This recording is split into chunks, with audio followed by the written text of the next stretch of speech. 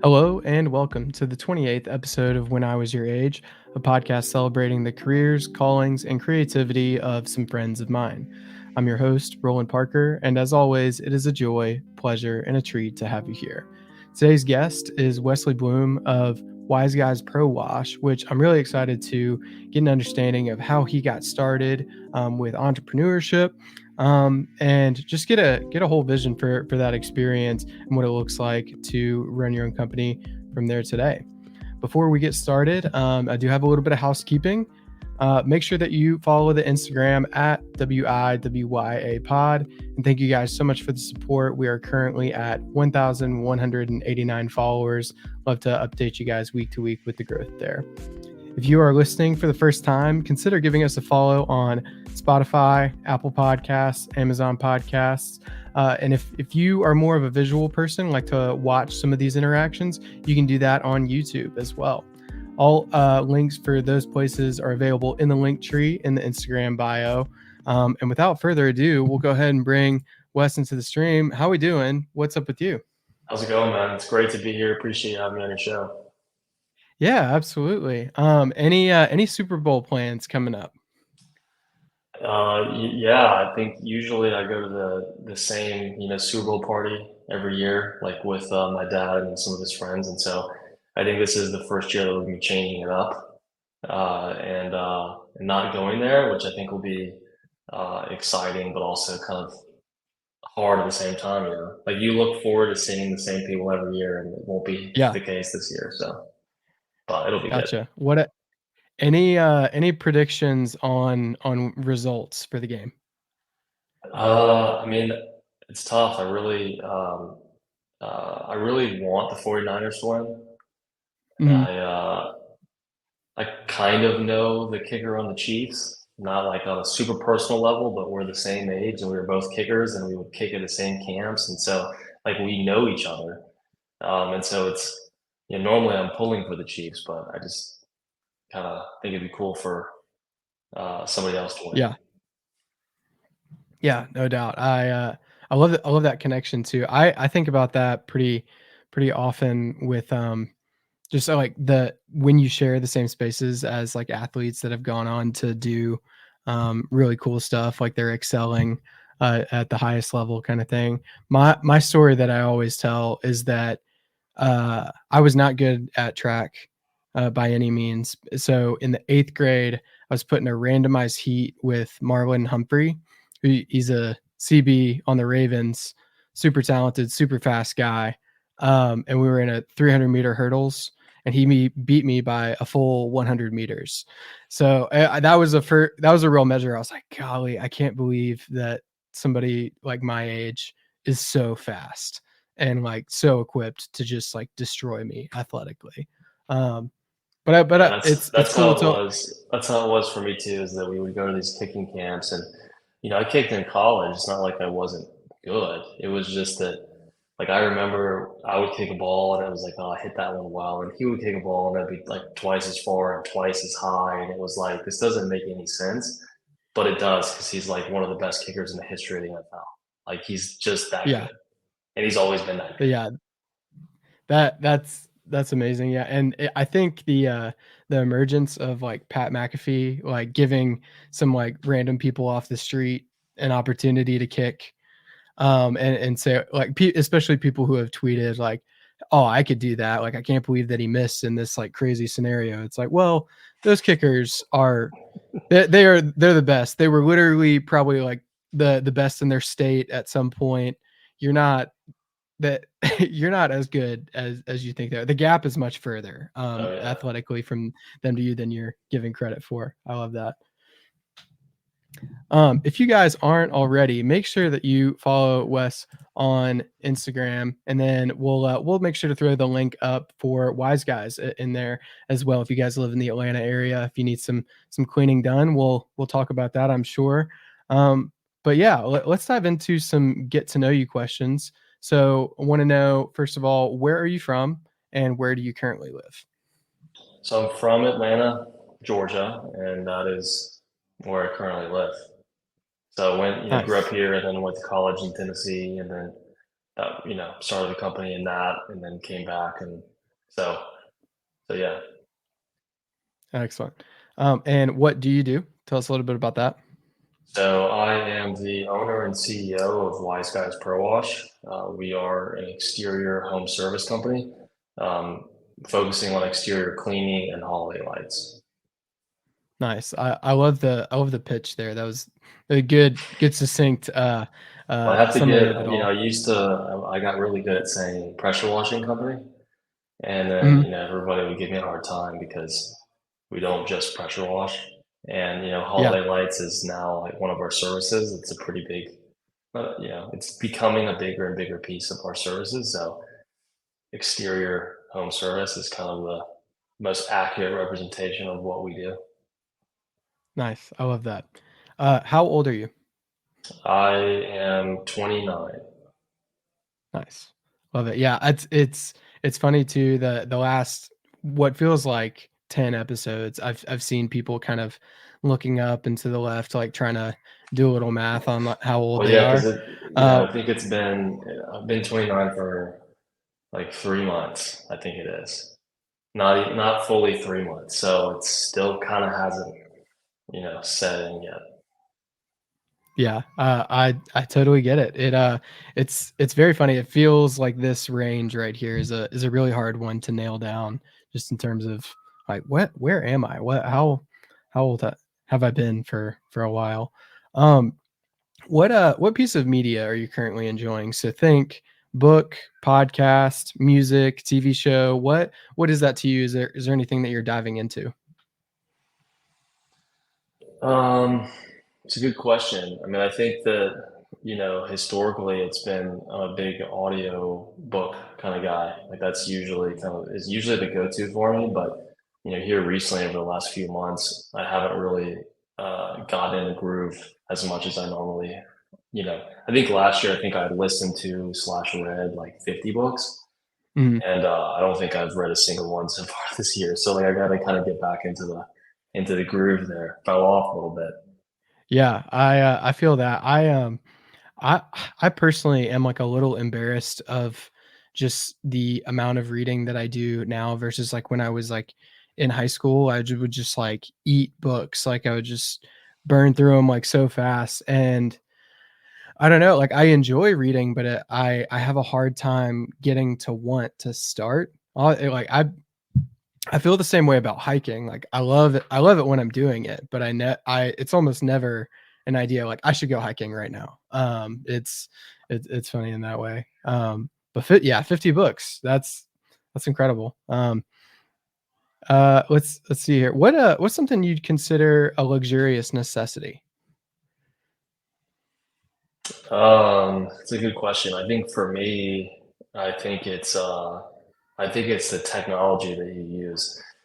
For me, I'm a big Apple fanboy.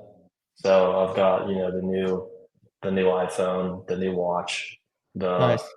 I don't have the new everything, Yeah. but a lot of it is. And so I think for me, um, it's definitely luxurious, and I think but I think it's practical from the same time. Of like, if you look at, my computer is also fairly new, and so I think from a standpoint of like, what do I interact with the most? Mhm. These are the things I interact with the most. It's kind of like, why not have the nicer thing that Sure. could potentially, save me time or battery or whatever.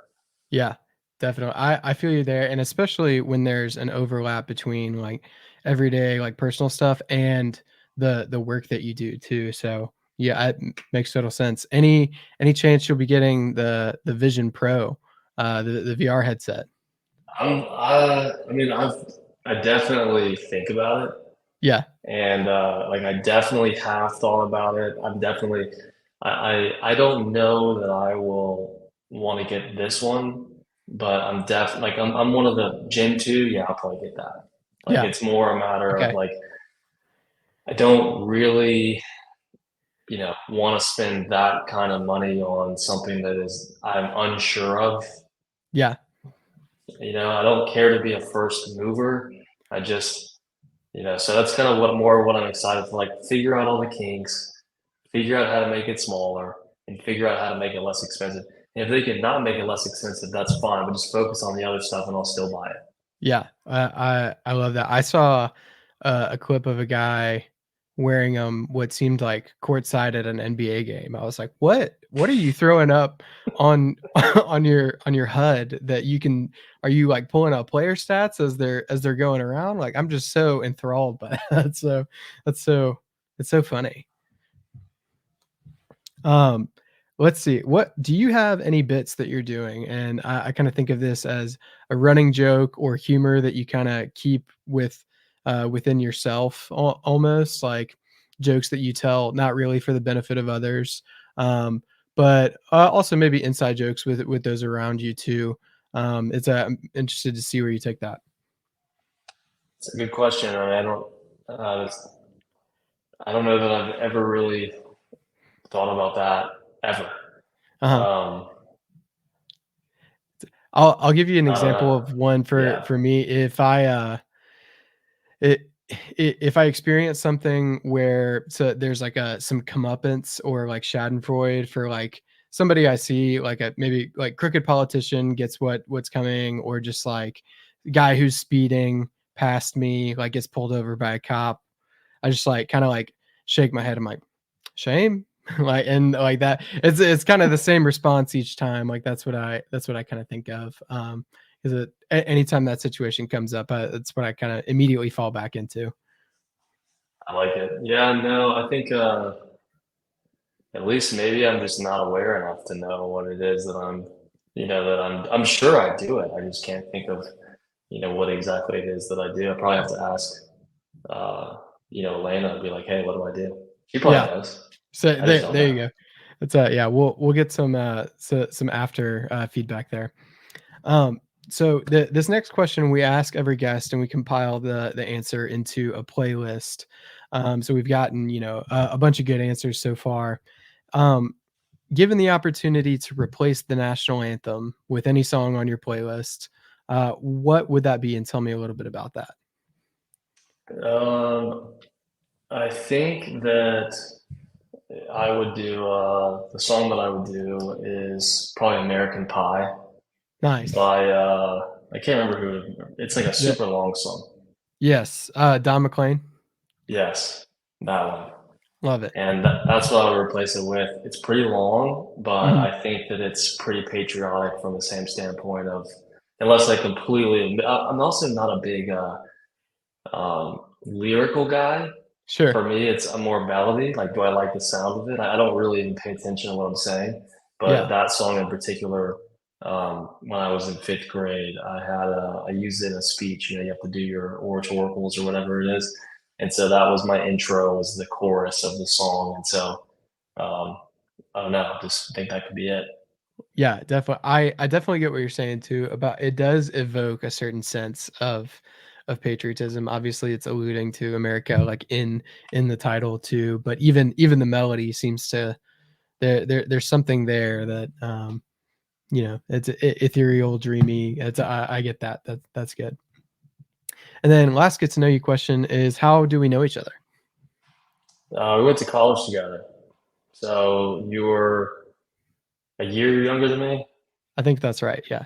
Yeah, so I went to college together, a year younger than you, and then I mean, I probably know your wife more than I know you in terms of that we did, we were both peer mentors, um, and I think that's how I met her, and then obviously y'all were together the entire time that I knew her Right. and you, so it was kind of a natural thing there.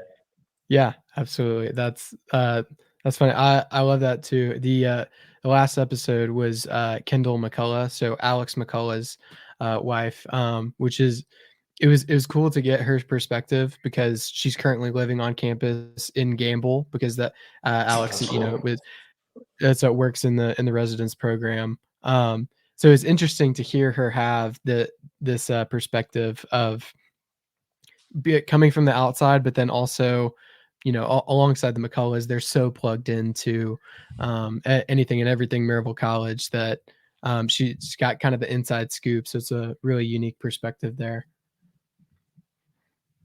All right. Well, let's get into it a little bit.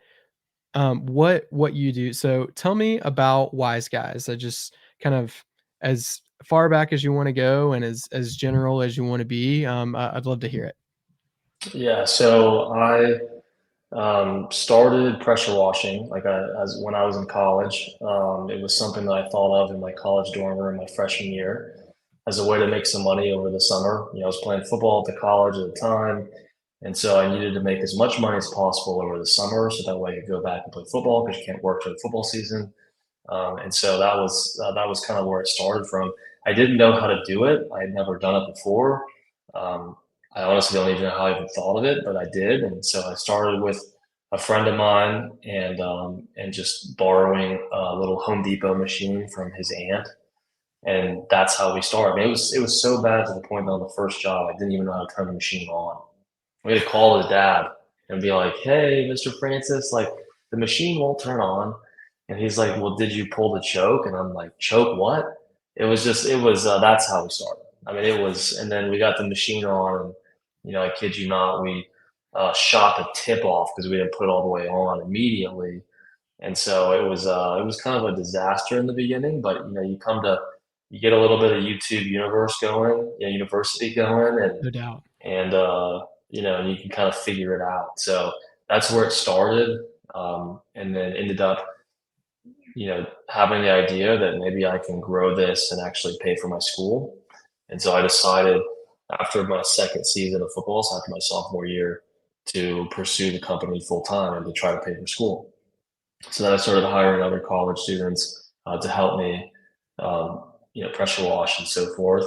And then, unfortunately, I was able to pay my tuition. I'm probably like the only person in the history of Maryville College that has walked into the financial aid office and paid for an entire semester's worth of tuition with cash, because I that's love that. literally what I did. Like it was one of those things you look back on it, and you're like, man, like I probably should have just not paid it. I probably should have just gotten one of those governmental student loans, with low Yeah. interest. I could have put that money towards the company, but yeah. So that's how it started, and then changed the name of the company shortly after graduating to what I perceived as more like professional instead of college student pressure washing because that was the original name. And then just kind of grew it from there. And so now we're, fast forward, we made the Inc. 5000 list, means that we're one of the 5,000 fastest growing privately owned companies in the country, which is pretty cool. We're the fastest growing exterior cleaning company, which is cool too. And now we're one of the biggest in Atlanta. So it's come a long way from the days of not knowing what the heck we were doing to now the equipment that we have now. I mean, I would have died for it back then. It's like Yeah. way different. Oh my gosh. Yeah, that sounds amazing to see just the difference too when I think about like how you started like calling up versus now when I like go and look at your website and seeing just the disparity there in presentation even. That's amazing. Um Tell me about Inc. 5000 because I've heard this before.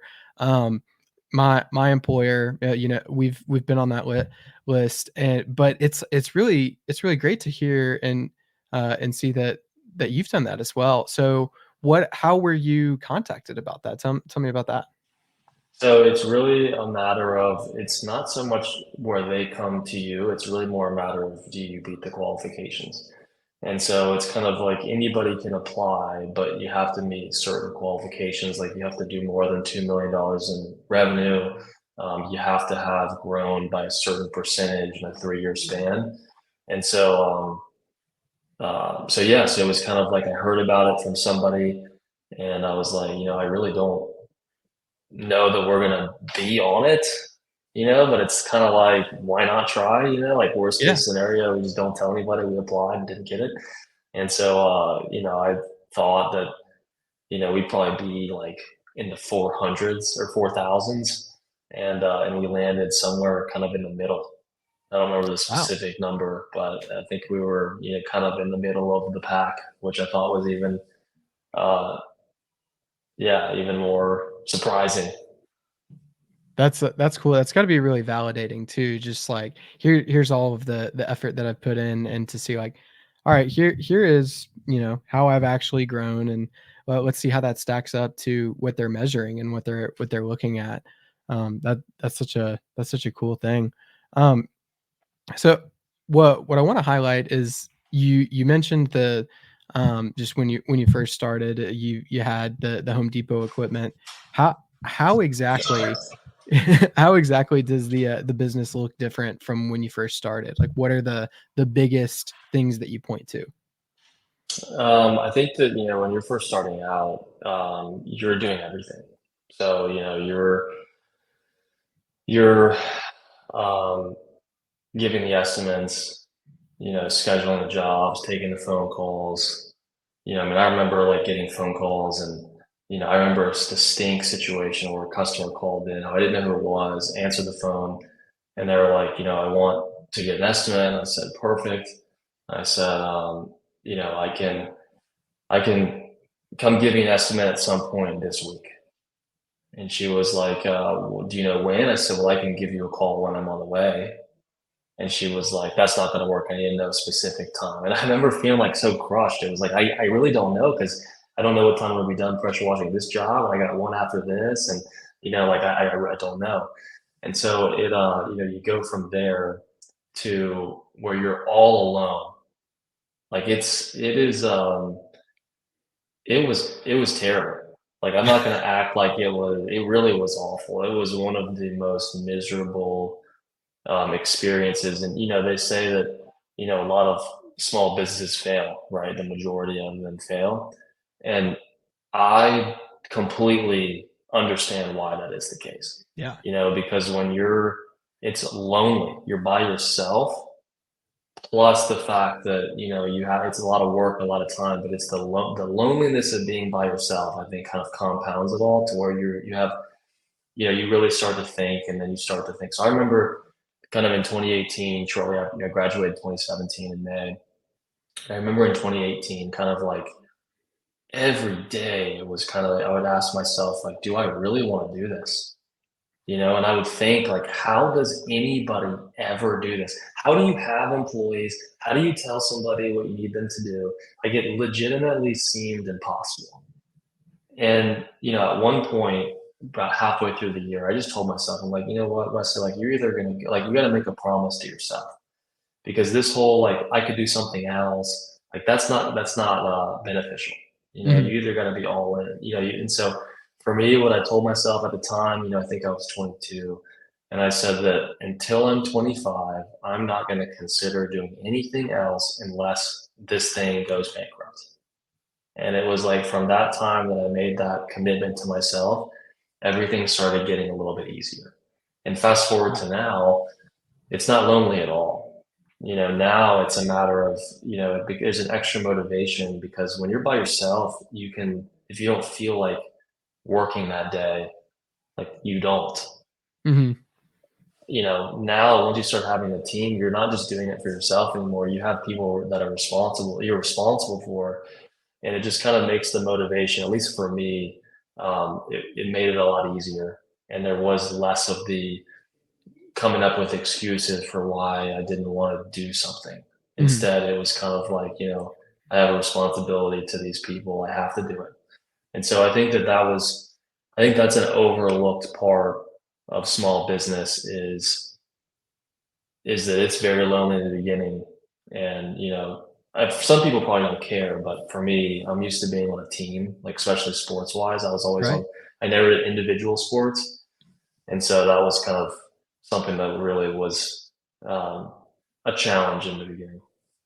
Yeah, wow. It's great to hear the journey there. And sorry that you had to go through that experience of it sucking initially. Like but it's really cool to see the way that you turn that around and kind of double down on the fact that like, I'm gonna do this for at least this period of time. I know that it's hard and I know that it sucks. But I love what you said about when you adopted that mindset, everything became a little bit easier almost because of the commitment to it.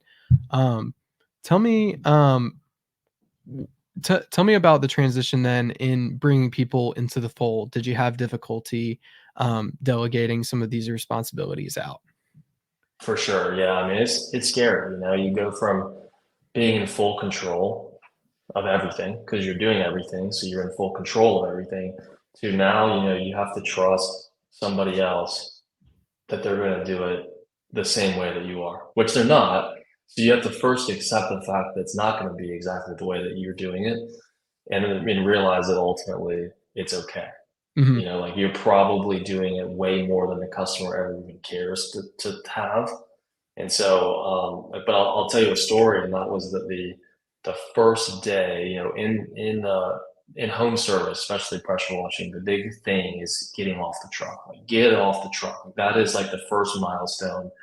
The milestones are like getting off the truck, probably breaking six figures in revenue, which isn't even that hard, but like it's still a milestone. And then breaking seven figures. Those are kind of like your three key. If I had to narrow it down to three milestones, those are your three milestones. And getting off the truck is typically where most pressure washing companies get stuck, is because, it's pressure washing itself is not difficult. Anybody can do that. And so when you're the one doing it, it's not difficult because you're in control of it.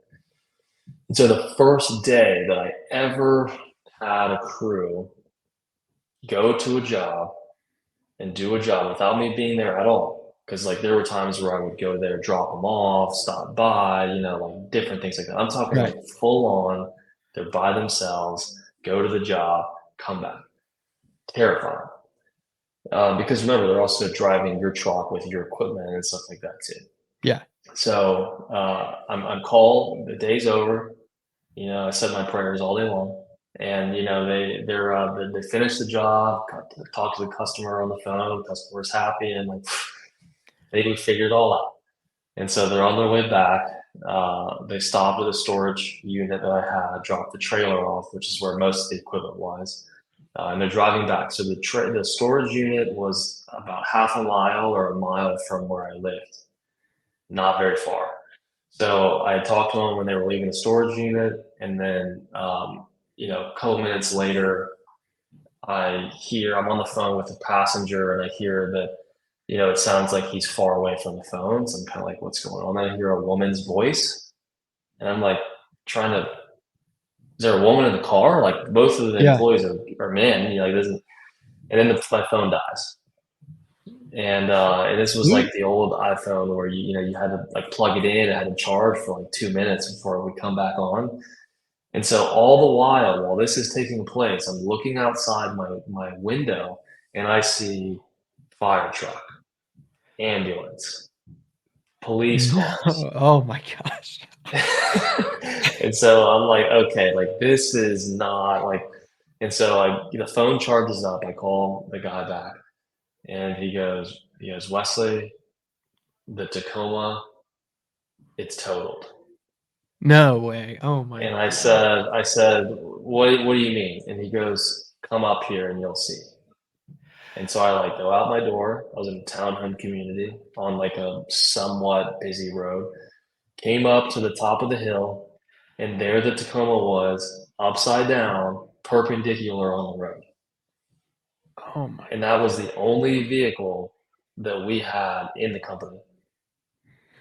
And so it was, it was one of those points where you're like, do you really want to do this? And but fortunately, we had shortly afterwards, we sold our first job that was over probably $1,000, and it was $30,000.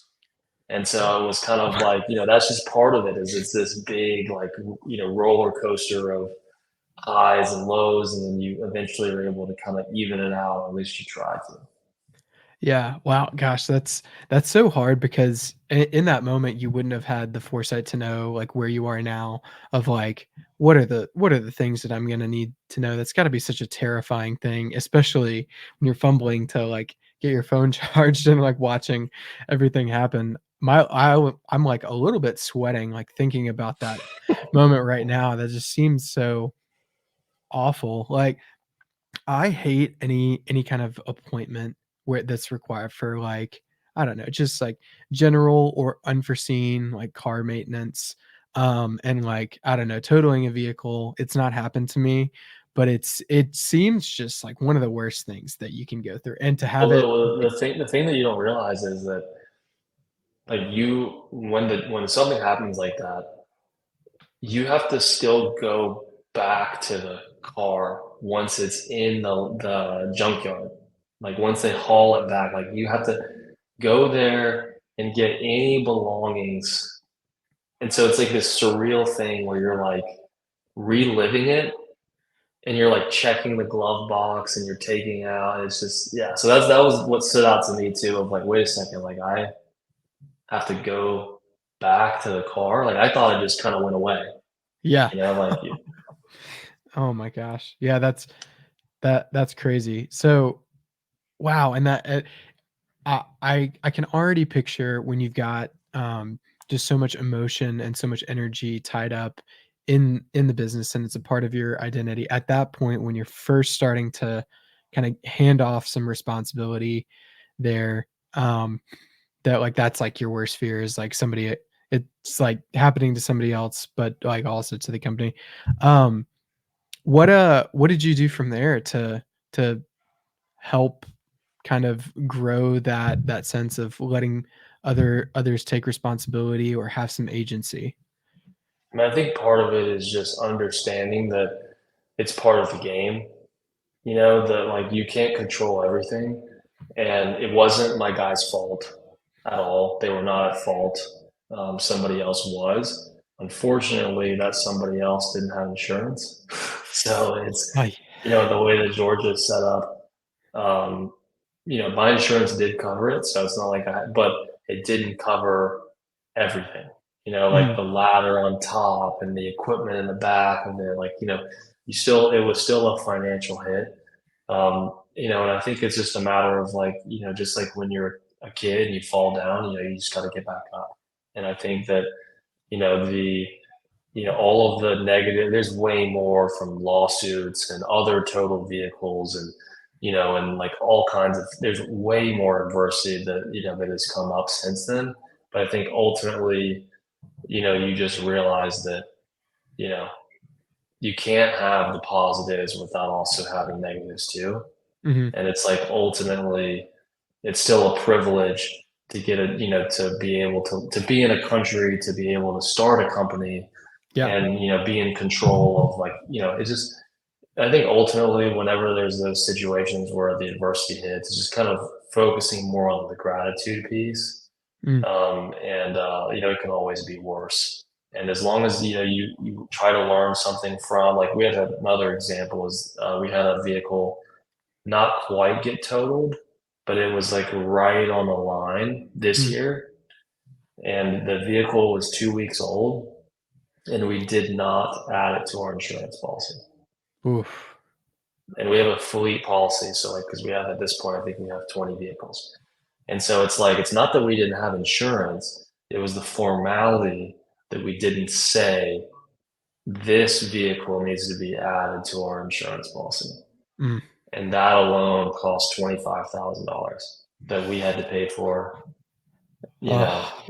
But it's just, it's it's unfortunate, and it was a mistake on our end. Um, one of my managers made the mistake of not doing that, and but again, you just try to look at it from a standpoint of we had three other vehicles that weren't on the policy either. And so at least now, we know, and it's going to be something that we're going to put a process in place to make sure it takes place going forward.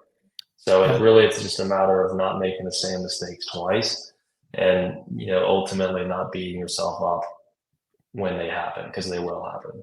Yeah, I like what you said about, yeah, identifying that. All right, what can we do to prevent something like this happening in the future? I imagine that that is a lot of small businesses' experiences. They don't have a standard operating procedure for some of these things. Enrolling a vehicle in fleet insurance, or just what other preventative measures that you might have a system in place. just because you don't have the experience yourself, and also you haven't run into those situations before. So like thankfully, like you can hopefully apply that pretty early on, as a young company, and then prevent a lot more damage in the on the front end. So it's a great perspective to have. It's hard to feel that way in the moment, I'm sure. Yeah, I mean, it definitely is, but it's kind of like,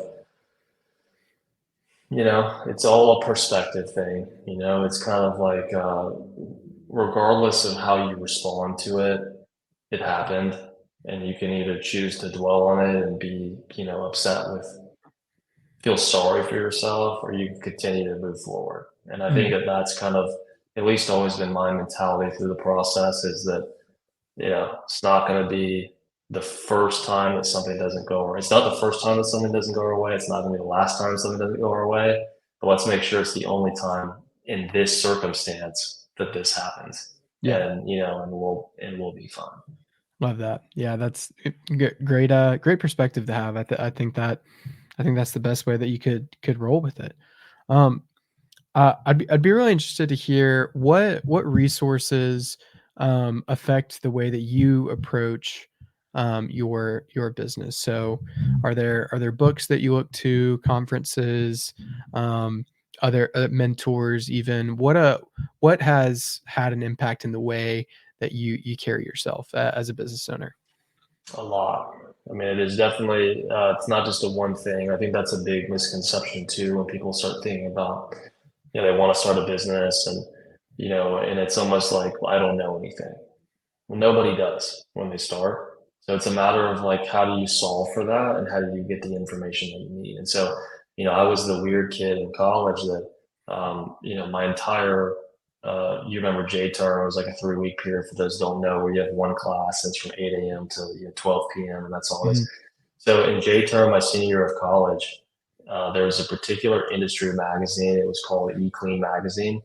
It doesn't, it's not around anymore. So if you're a listener and you remember it, unfortunately it's not around anymore, but it, that's what I did the entire semester, this ethics class. I just read industry magazines after industry magazines on my computer. And, I think I got a C in ethics, which is, I feel like kind of impressive because like, how do you not do, there's no right answer, like Yeah. it's kind of like you just do the assignment. And so that was one kind of where it started was, I just try to find industry magazines and figure and read them and start to figure out like, okay, who is popping up in these industry magazines? That's the beautiful thing about it is like whoever's on the cover knows more than you do, most likely, at Mhm. least early on. They definitely do. And so you start seeing trends of, who these people are. So then you combine that with going to events like seminars, industry events. And so all you have to do is go find the same people that you've seen on the cover multiple times because they have to be doing something right. And then you just go talk to them and eventually, become friends with them. And so that's literally my exact playbook. And the two companies that were on the cover the most, I'm friends with their owners now. We're bigger than one of them now, who ironically enough actually called me today. And then the other one, they're still bigger than us, but we're like the gap is getting closer and closer. They're in Florida, and so I think that going to industry events is big, but I think you have to know what you're looking for. I think a lot of people they go to industry events. It's like you're there to learn, but you're not really there to learn. You're there to meet the people that know.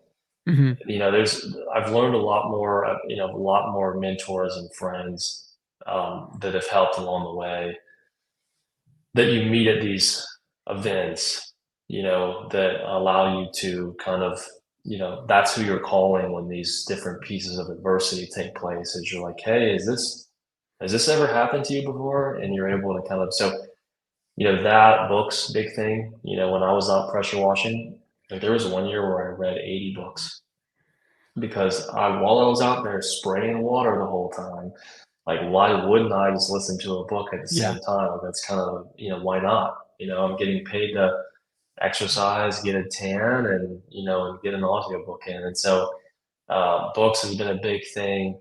I've also, have various coaches, and I've gone through various coaching programs. And I think that's one thing that you can't be afraid of doing is spending money on yourself. There's no Mhm. better investment that you can make in yourself, because you can't, I mean, that's all you really have ultimately. It's kind of like if something happens to you, like every other investment's gone too. Like it's not like you put money in the stock market and something happens to you, you're not around, like you're losing no matter what. You might as well put it in yourself. And so, Yeah. like this, like the shirt that I'm wearing right now is actually from coaching group that I was in a couple years ago.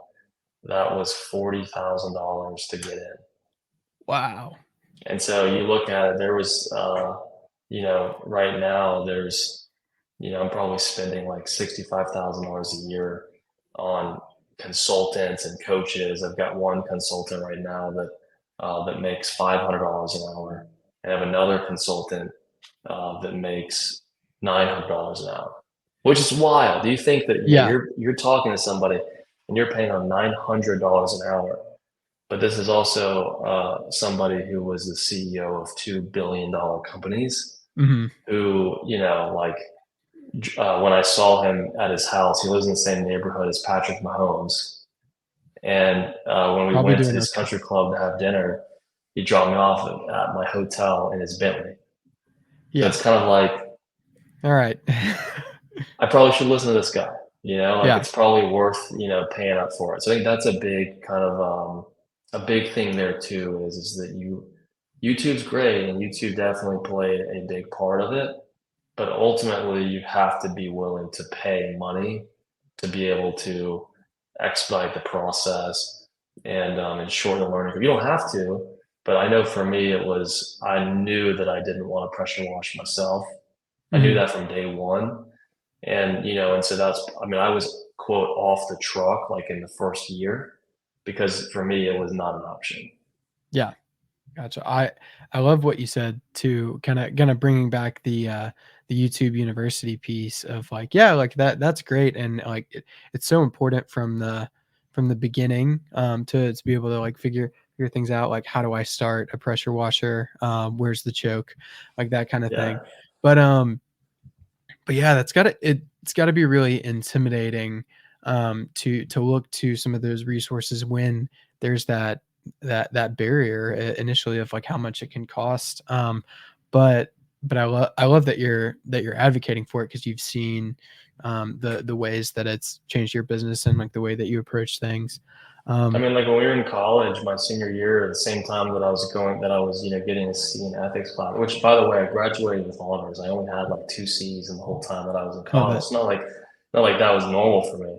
And so I remember then I bought a $600 course, and it was a guy that I'd never met before, and it might as well have been $40,000, because at the time it was. And so I think that's the other thing too, is that it's not just a matter of how much, like it's different for everybody, in terms of where you are. I mean, for somebody, spending $10 on an audiobook, is of the same scariness, as hiring a high price consultant. So I don't say that from a standpoint of, like, it's all relative, but you have to be Yeah. willing to get uncomfortable, and eventually it gets less and less uncomfortable, as you get more and more used to the investment and you see the payoff. I mean, it's kind of like, if you're going to make that kind of investment yourself, but you kind of expect a return, just like any other investment.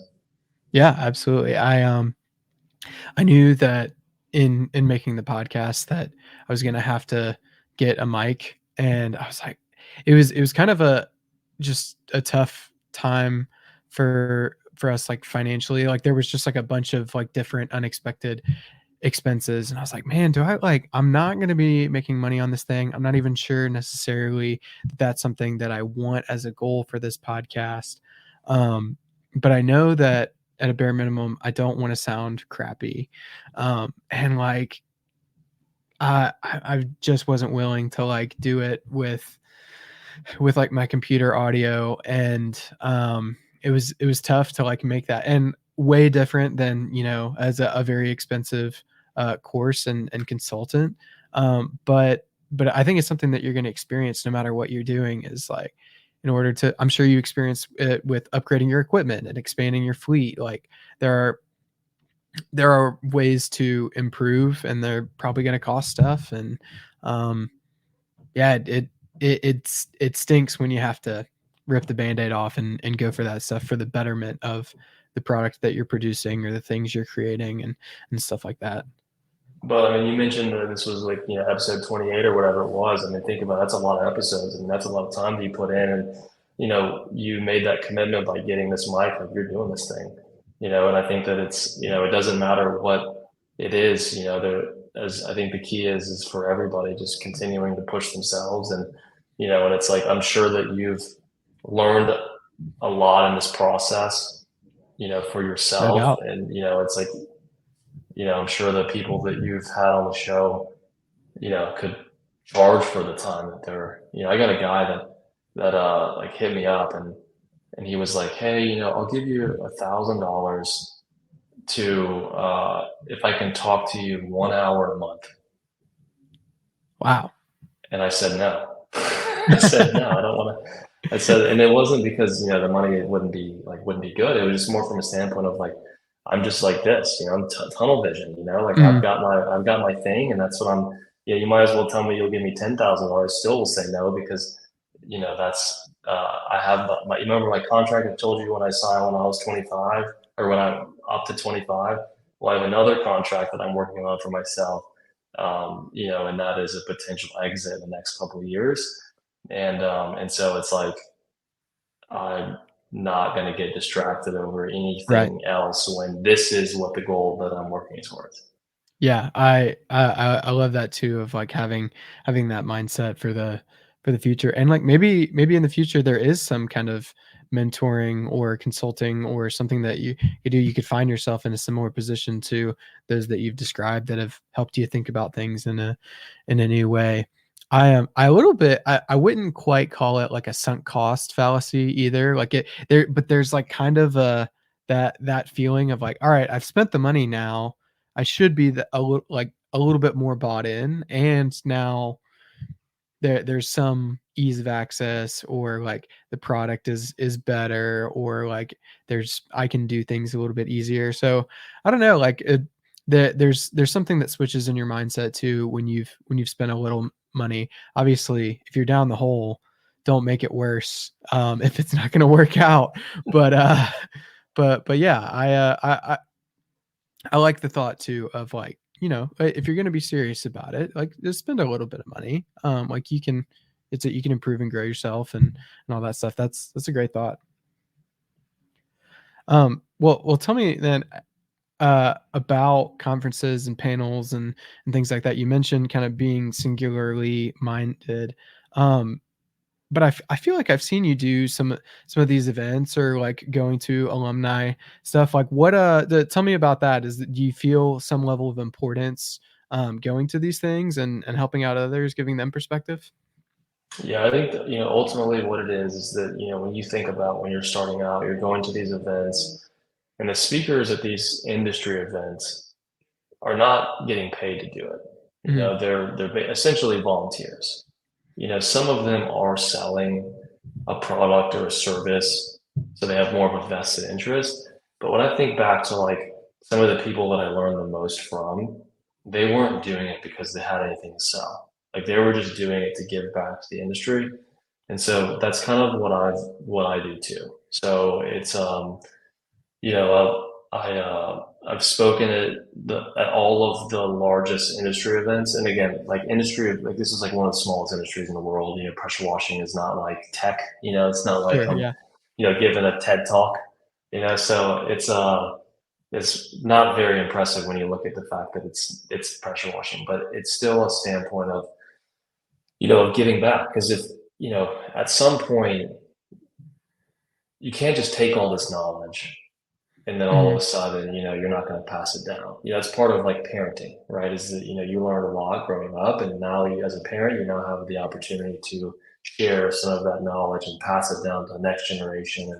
And ultimately, they can hopefully have a better life, than and I'm speaking as if I'm a parent, but just for those, I am not a Sure. parent right now. So it's, we're not there yet. So so I think that, for me, whether it's the industry and kind of speaking at these events, and I do it very much so. It's kind of like, if you want me to speak, I'll speak. And if you don't want me to speak, that's fine. I just Mhm. won't go. So it's Yeah. kind of like, what, if you want me to be there, I'll speak, but it's not really worth the financial investment for me to fly there, get a hotel, just to attend. Right. Like the Yeah. ROI is no longer, like, I told myself that I would go to every pressure washing event. There's three big pressure washing, and they're not big, but there's three events every year with three different organizations. I went to the same ones, all three of them every year, until there was a point where I felt like I wasn't getting a return.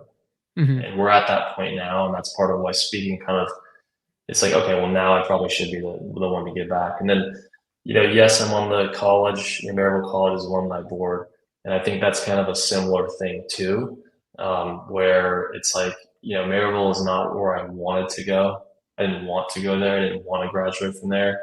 I think it's ultimately what I needed. And I think that it Mhm. really helped me kind of become who I am now, even though it wasn't cool or what I really wanted. And so I think that, why not give back? I'll be honest though, I'm kind of getting more and more to a point where I'm starting to want to just throw money at stuff and not time.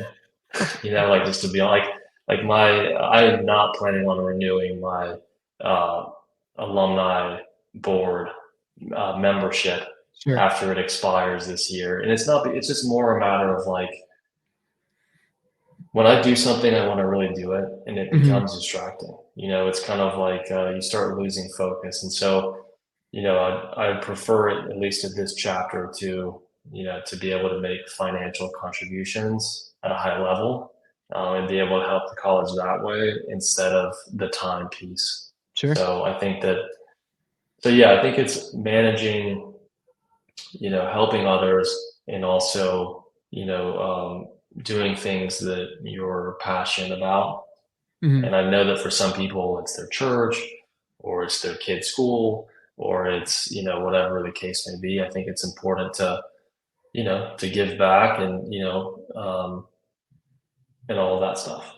Yeah, I love a little bit of what I'm hearing too is just there's an element of almost a love of the game kind of component. Like, I've not maybe not the equivalent of like teaching or coaching like 5-year-old like t-ball team, but like there's something like that where you're helping and you're being a resource. But I also like what you said about like for the moment like in this season.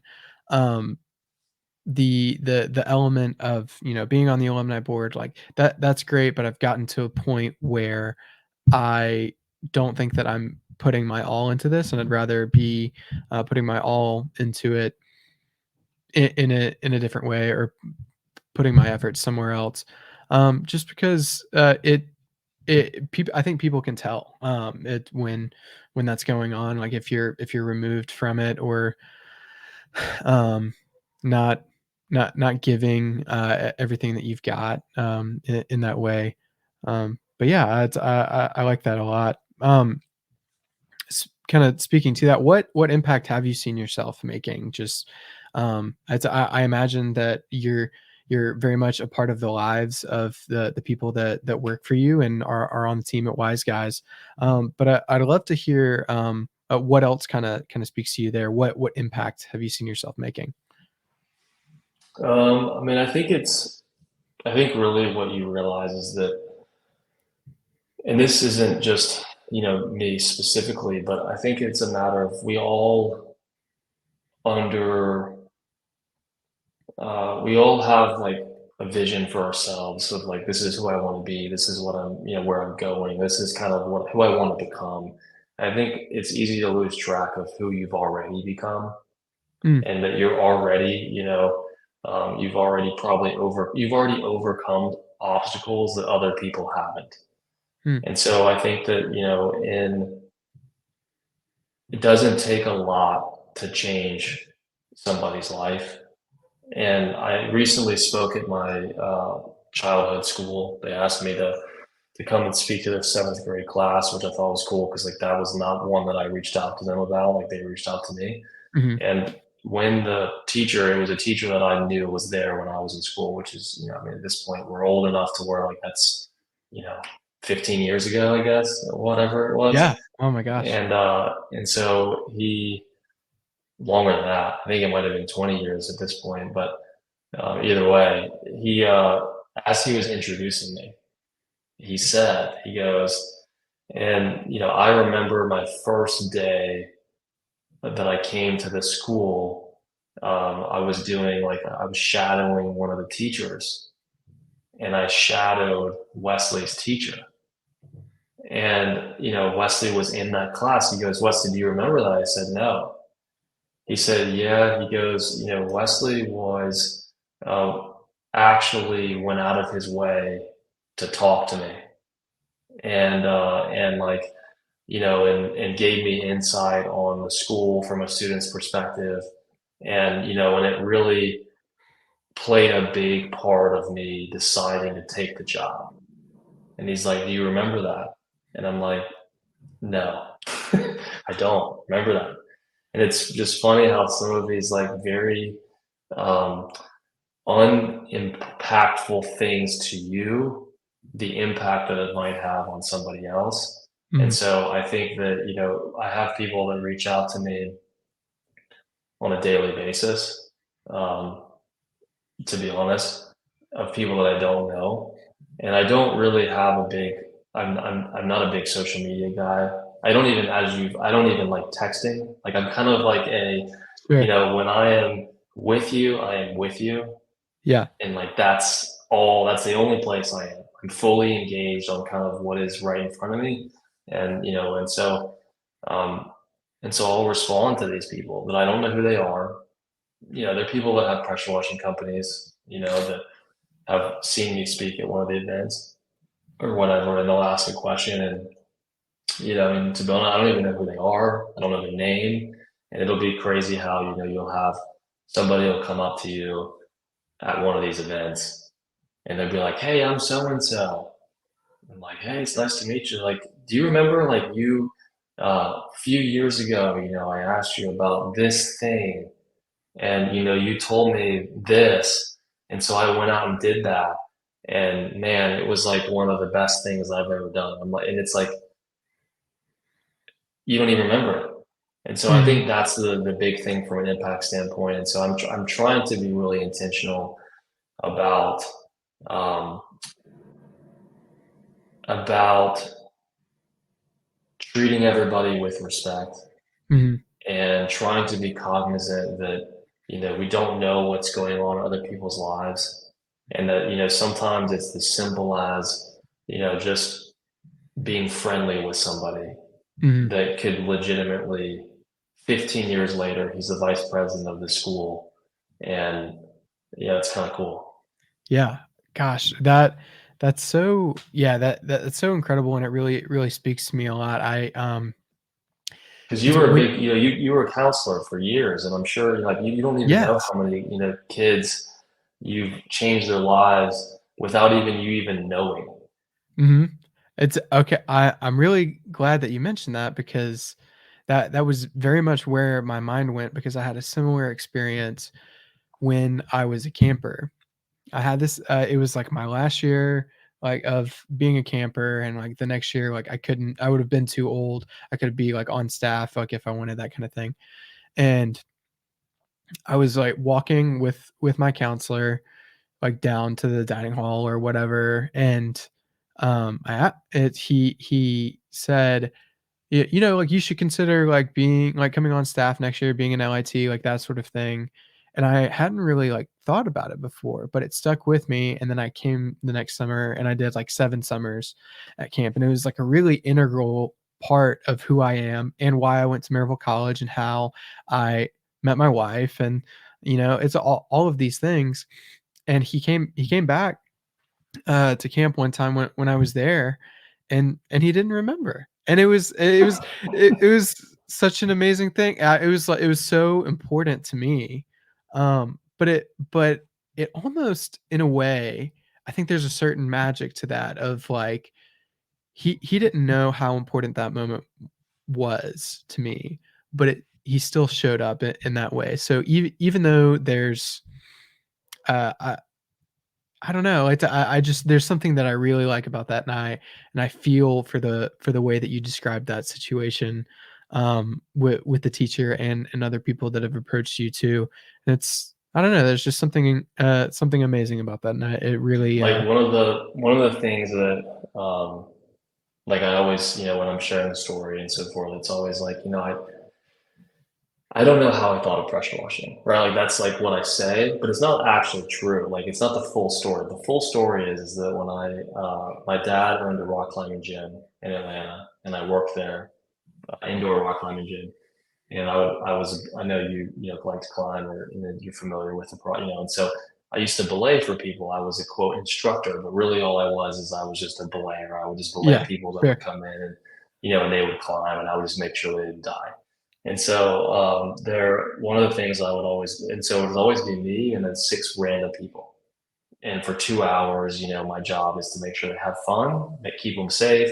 But I would also ask them what they did for a living. Like I would try ask them questions, and I was younger, and looking back on it, like probably not the most appropriate thing to be asking every single person what they do for a living. But I did it, and I would keep mental notes.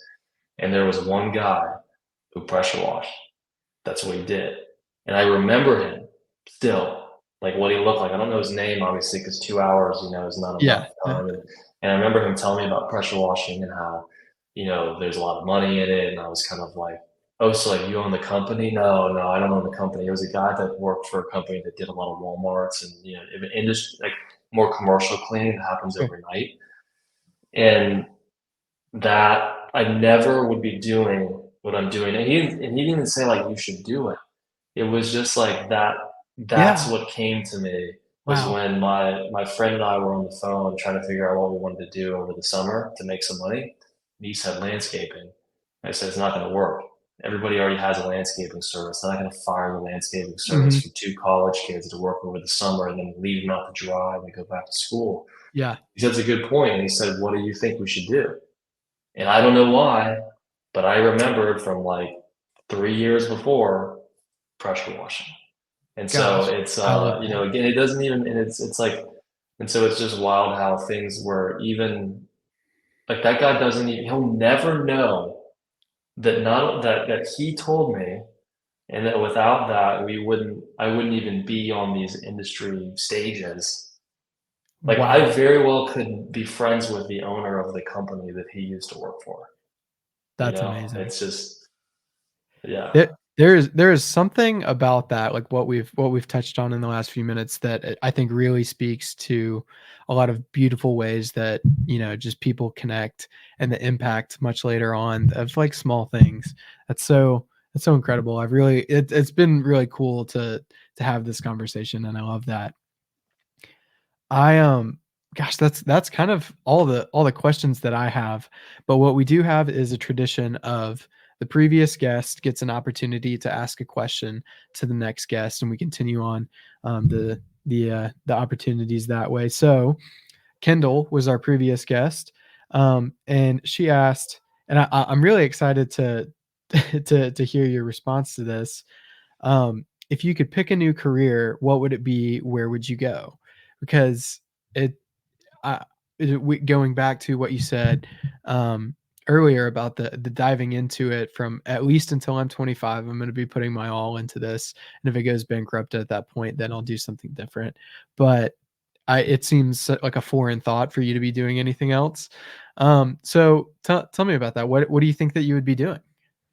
I mean, I think that, for me, it was a matter of like, I always knew that I wanted to like have my own company. Like that was never a question. That was always something that I knew just growing up and kind of seeing my dad have a small business, and kind of, that's just it was what I knew. It's what I grew up with. It was kind of like, I just thought that, you just work a lot and that's just like part of it. You don't know any different. And so I always knew that. But if I were to kind of, the easy thing would be to just be like, oh, I would just do this other company. And so, Sure. but to be more, to give it some more thought, I think that, one of the things, one of the things that I want to do slash I think I could do is teaching. Like I think that, Okay. one of the things that I ultimately, one of the goals that I have is eventually to teach at Maryville, our old I love it. college, um, and teach personal finance, or entrepreneurship or something like that. And I don't mean like I want to be a full-time professor. I Mhm. just mean more a matter of like teach a class or two. Like I had a professor, I don't know if you had the same one, but he was Schwab was his Yes. last name, Yep. Principles of and it business was like, management. yeah, and it was kind of like, the word on the street was like this guy has a ton of money and, doesn't even get paid to do this. He's Mhm. just kind of doing it. And so that would be kind of the approach that I would take is if you want me to teach a couple classes, like I'll do it, but I'm gonna do it the way that I want to teach the class. Yeah. Like I'm not trying to teach like textbook principles. I want it to be like an actuality here. Yeah. Like this is how you actually need to do it versus let me just bury you in this textbook like everybody else does that was written Mhm. 10 years ago. And so that's what I would do. And I think that, that is one of my, legitimate goals is to do it and to use the money. But what I plan on doing though is not saying I'll do it for free. What I plan on doing is saying that, like I want you to pay me, but then my plan is to then take that money and then invest it right back into college, but be able to determine where I want it to go. So it's Yes. kind of like, Okay. you know, I want to put this salary towards, upgrading the computers in the study Yeah. lounge, or let's put it in the, athletics or whatever. Like, I think that Unlimited there's, printing for everybody. yeah, like something, Yeah. you kind of figure out what it is that you feel like would make the biggest difference. And then, kind of putting it towards there. So that's what I would do. I love that. I think that that would be a great move, and I love to see it in the future. I can't wait to for that to come to fruition. That'll be awesome. Well, yeah, that's great. Also, a little about me. The single worst grade I got on any test ever at Maryville College was in Clay Schwab's class. I walked out of thaw and I almost like threw up on the steps. It was like one of the worst experiences ever. And I ended up doing okay. I ended up getting like a B plus, like in the class. But I like couldn't comprehend. I was like, oh my gosh, I'm I'm gonna lose everything. It was awful. It makes me nervous thinking about it right now, but it was so funny. Well, Wesley, thank you so much for taking the time to do this. Any closing thoughts before we wrap it up? I think that, ultimately it's a matter of,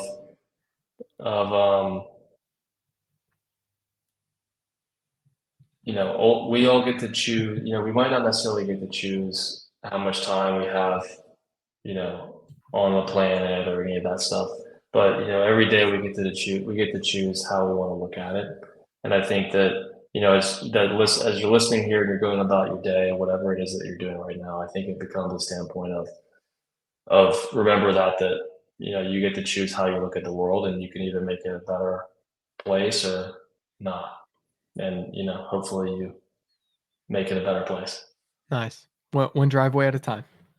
Exactly. Love it. Spray and pray right there. It's a perfect. Awesome. Well, that's going to conclude episode 28 of When I Was Your Age. Thank you guys so much for making this a part of your day, and we'll see you in the next one.